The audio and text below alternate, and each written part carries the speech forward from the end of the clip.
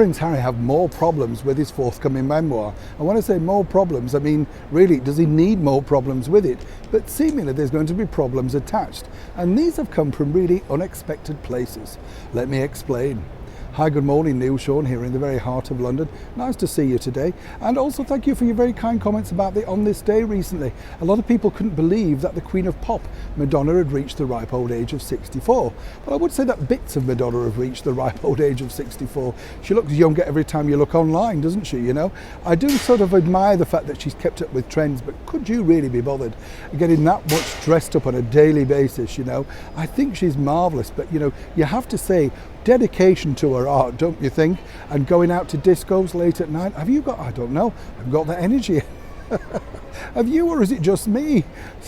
We do admire the Queen of Pop, and long may she reign. Looks like she's going to have a brand new #1 album with all of the 50 hit singles that have reached #1 in the Billboard and international dance charts. Prove it, of course, you're never too old to step back into the limelight and make sure and show the youngsters how it's done. You agree?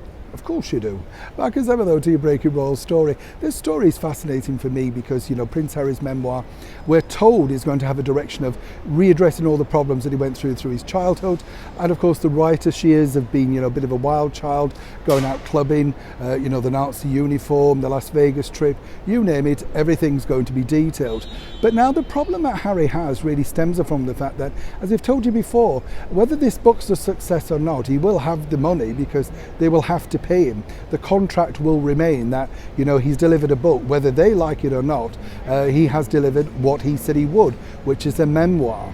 But it's more important to know exactly the people that he's citing, because if he decides to rope in ex-friends and talk about when they did this or that, and they disagree or don't necessarily like to be featured in such a book, because after all now, this is 15, 20 years down the line, it doesn't really look good, does it? Now, if any of these decide to hit back, and when I say that, what I mean by that is Prince Harry seemingly has now cut off all of his old chums, you know, and these were the chums that he made, if you recall, way back from being at school and then through the army. We saw that, didn't we, at the royal wedding? You know, when you think a lot of people weren't invited to the evening function, which was silly in a way because, you know, these were the people that he grew up with, but seemingly he'd bumped them off for the likes of Oprah Winfrey, Serena Williams, and people that he'd known for a nanosecond, or should we say his then wife had known for an even less time, but decided these were going to be more useful in the long run.